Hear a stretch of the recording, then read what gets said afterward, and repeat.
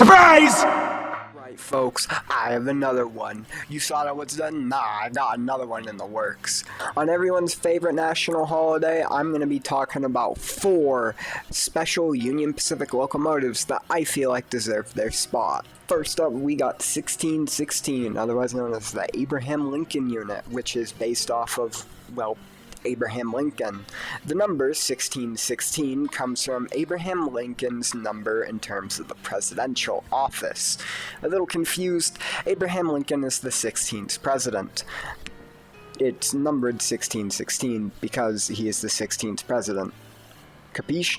On top of that, apparently the locomotive's paint is based off of number 119, one of 2 locomotives present at the Promontory Summit, however the fuck you pronounce that, Utah, marking the completion of the first transcontinental railroad, which you have undoubtedly seen before in this image. Now, you might be wondering, but why did Union Pacific decide to dedicate a whole locomotive to Abraham Lincoln? What'd he do to Union Pacific?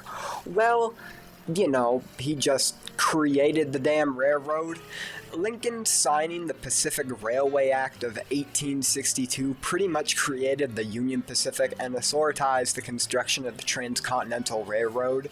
So, you know, he just founded the fucking railroad. Even if he had no involvement with Union Pacific, I still wouldn't mind it because Abe Lincoln is the GOAT. That man is 6'5" and he can dunk on anyone. But say, what was the pressing issue going on in the United States in the 1860s?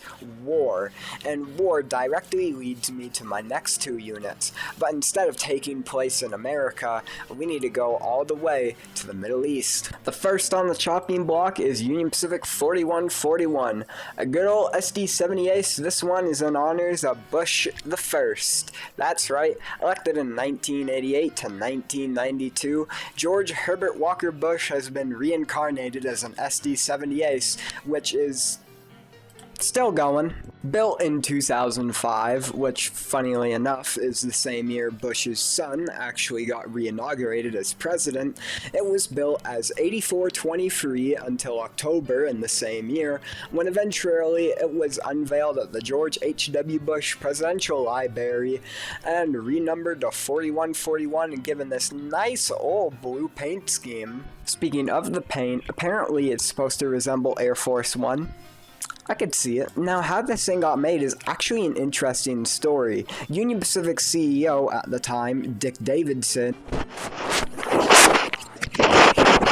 a close friend of George H.W. Bush, as well as the fact that apparently George H.W. Bush is a self-described rail fan, which I can see it. Across the course of his 88 and 92 campaigns, he basically abused trains to get around state, and on top of that, trains actually carried him to deployment services when he was fighting in World War II.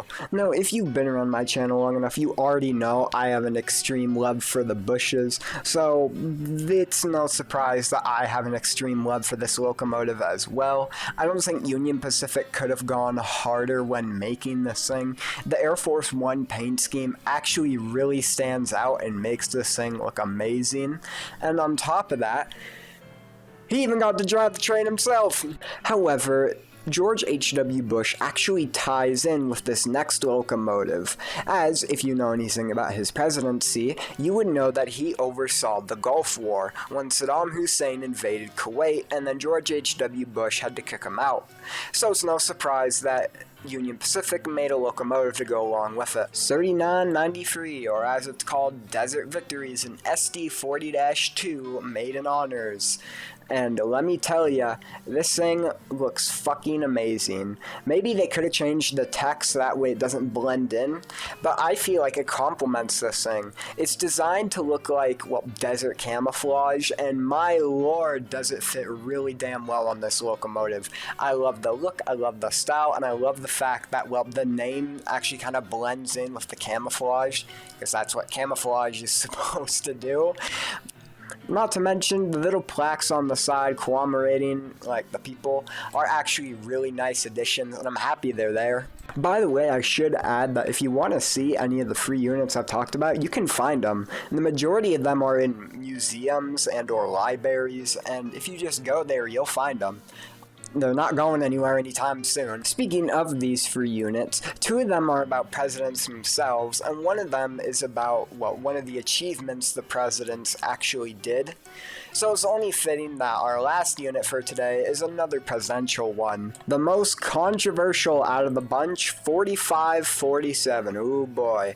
This unit, I will admit, I fucking love this thing. Its design is amazing. I really love this thing. It is so fucking patriotic. This shit goes hard.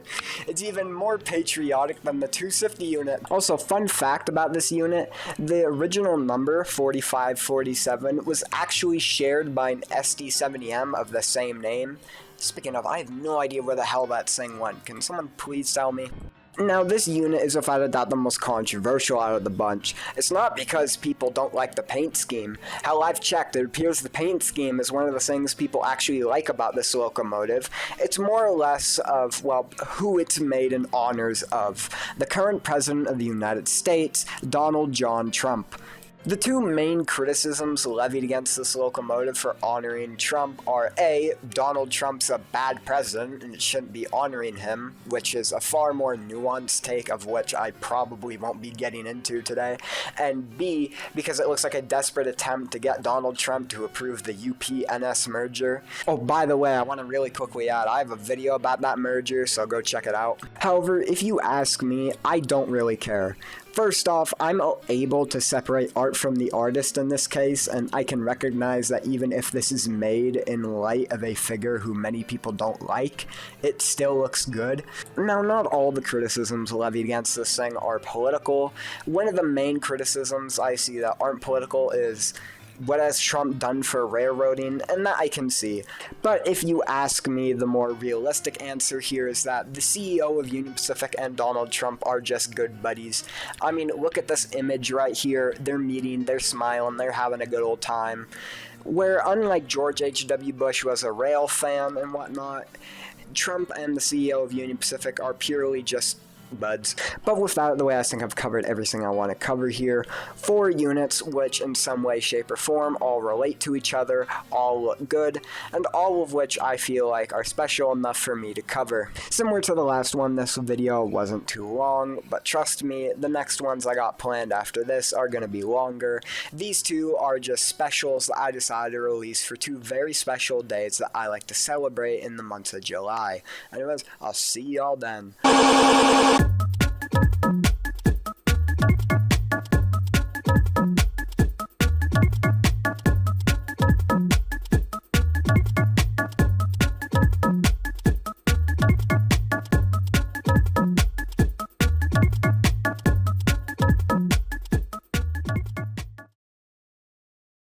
Oh man, you gotta try this sandwich. It's no ordinary sandwich. It's a sausage biscuit with grape jelly. Oh man, you gotta try this sandwich. It's no ordinary sandwich. It's a sausage biscuit with grape jelly. Oh man, you gotta try this sandwich. It's no ordinary sandwich. It's a sausage biscuit with grape jelly. Oh man, you gotta try this sandwich. It's no ordinary sandwich. It's a sausage biscuit with grape jelly. Oh man, you gotta try this sandwich.